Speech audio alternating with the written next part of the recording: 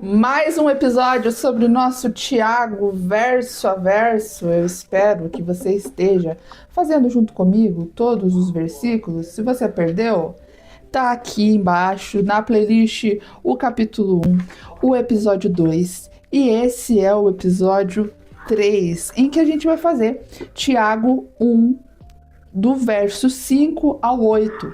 Você lembra muito bem que eu te falei que nós separamos por porções. Então, esse aqui vai falar sobre um assunto, o episódio passado falou sobre outro assunto, e o outro episódio vai falar sobre outro assunto. Então, vamos já. A primeira coisa que fazemos quando nós começamos é marcar, né, a nossa checklist de que lemos e estudamos o terceiro dia, a terceira página, que vai falar sobre nada mais, nada menos sabedoria. A gente já estudou nos outros capítulos, principalmente no capítulo 1, sobre o objetivo dessa carta. Esse escritor chamado Tiago está escrevendo para uma igreja que está dando seus primeiros passos na fé. Então, hoje a gente vai falar exclusivamente sobre sabedoria. É um episódio muito bom, viu? Começa assim, vamos ler primeiro, como a gente sempre faz, e aí depois a gente vai marcando e fazendo algumas anotações pertinentes.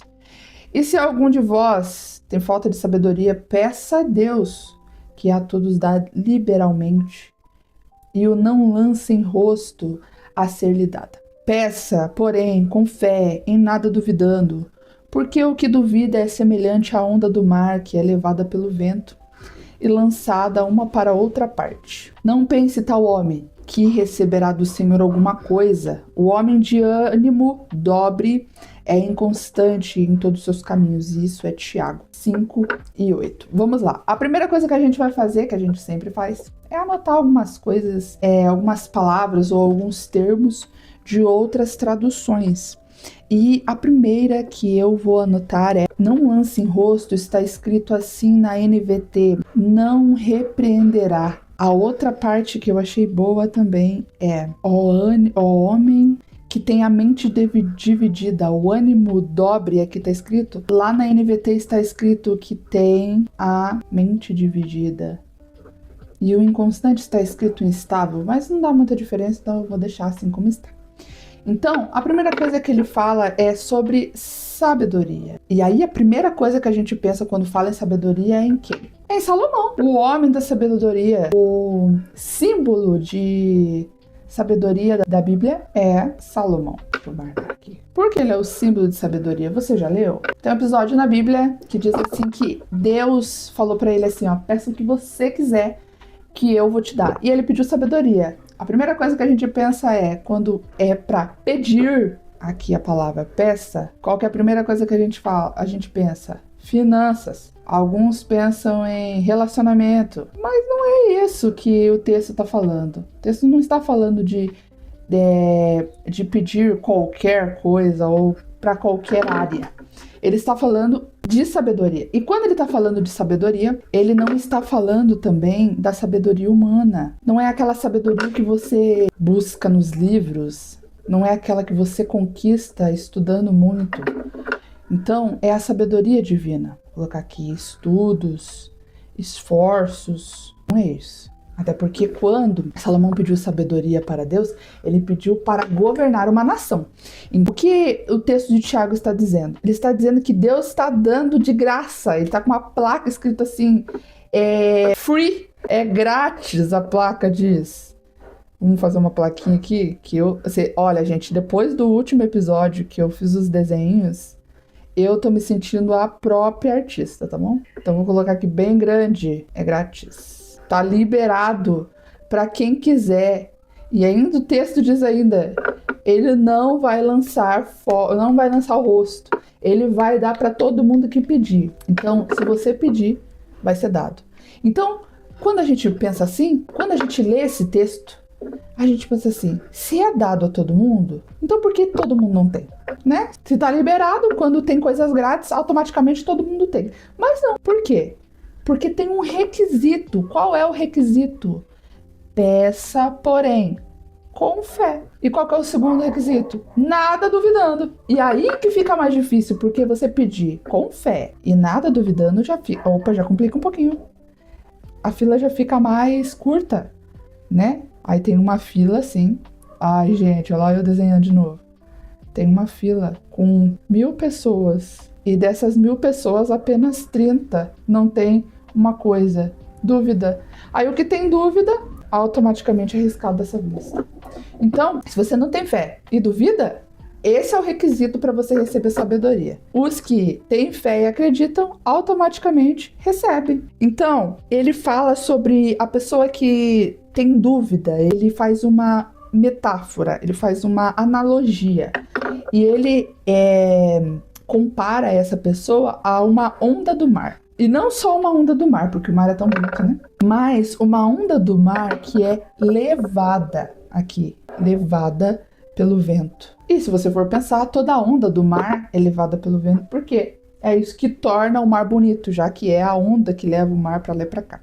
Mas nessa analogia isso não é bonito. Sabe por quê? Porque ele é lançado em qualquer canto. Aquele que é semelhante à onda do mar, qualquer palavra o carrega. E não só carrega, leva para onde quer, ó, uma para outra parte. Então, para qualquer lugar. E aí no próximo verso diz assim, ó, não pense, nem pense que esse homem receberá do Senhor. E ele fala uma palavrinha que eu fiquei pensando sobre isso. Alguma coisa. Peraí, Angélica, mas a gente não estava falando sobre sabedoria? Estava assim aqui, ó, sabedoria. Acontece que o homem, e esse aqui pode ser interpretado como uma mulher, ele está falando sobre humanos. O homem ou a mulher que duvida, ele não tem a capacidade de receber. Seja sabedoria ou seja qualquer coisa. E ele fala ainda, não pense. É como se a nossa mãe estivesse falando assim, ó, você nem pense que você vai fazer isso, que você não vai. Sabe quando sua mãe falava assim, você nem pense que você vai na casa de tal pessoa porque você não vai ir. Você nem pense que você vai fazer isso porque você não vai. Deixa eu pintar uma coisinha aqui. É como se ele estivesse falando desse jeito. Ele estivesse falando assim, ó, não pense que esse cara ele não vai conseguir nada. Ele não vai conseguir nada das mãos do Senhor. Se ele acha que ele vai ganhar, ele já caiu do cavalo, porque ele não vai ganhar. E aí ele assemelha esse homem. Ele dá um título a esse homem. Um homem de ânimo dorbe, ou seja, que tem uma mente dividida. Tem uma analogia muito boa que eu tava conversando até hoje com o esposo. Que existe dois lados. Você concorda comigo? O bem e o mal. E esse cara que tem a mente dividida, ele tá aqui em cima do muro. Deitadinho, vamos ver ele deitado? Olha ele em cima do muro. Acontece, por ele estar dividido, ele já tá do lado do mal. Porque o muro já é do mal. Quem tá no muro já não tá no bem, já, sabe? O muro é propriedade do mal, ele já tá do outro lado. Então, esse cara, ele tem a mente dividida, ele não sabe o que ele quer. Qualquer pessoa que fala, qualquer pessoa, vamos escrever aqui, o engana. E aí ele fala uma palavra que tá sendo tão usada ultimamente, que é a palavra inconstante. Nós vemos devocional sobre isso, nós vemos palavras sobre isso, sobre como vencer a inconstância. Que é aquela pessoa que às vezes ela tá lá em cima e no mesmo instante que ela tá lá em cima, ela já tá lá embaixo. Ela não sabe como que ela tá, ela não tem essa permanência. E essa palavra aqui, permanência, é exatamente o contrário do que é um homem que tem a mente dividida. Então ele é inconstante em todos os seus caminhos. Na mesma hora, sabe aquele desenho que tem o caminho aqui e ele tá dividido? Ele não sabe se ele tá do lado direito ou se tá do lado esquerdo. Ou seja, ele tá aqui no meio e tá pensando, meu Deus do céu, pra onde que eu vou? Só que isso tem uma consequência, porque isso não o faz próximo de Deus. Não, muito pelo contrário, não receberá nada do Senhor, porque é assim que diz. Meu Deus, quantos desenhos nós fizemos hoje? Quantos hominhos? Ai, vamos pintar de vermelho aqui, descendo. Já me lembrei daquele desenho que tem do pica-pau. Vai subir, vai descer. Aqui, o azul sempre subir, vermelho sempre descer, né? Porque a gente associa as cores. Aí. E o bem e o mal a gente já vai fazer que o mal já tá vermelho. Quem tá em cima do muro, vou escrever aqui em cima. O muro é do inimigo. Quantas coisas aprendemos hoje, não aprendemos? É muito bom sentar com você e escrever e tentar desenhar. Porque eu gosto de sentar e aprender da palavra junto contigo. Na verdade, tudo que é relacionado à palavra do Senhor me dá ânimo, me dá alegria.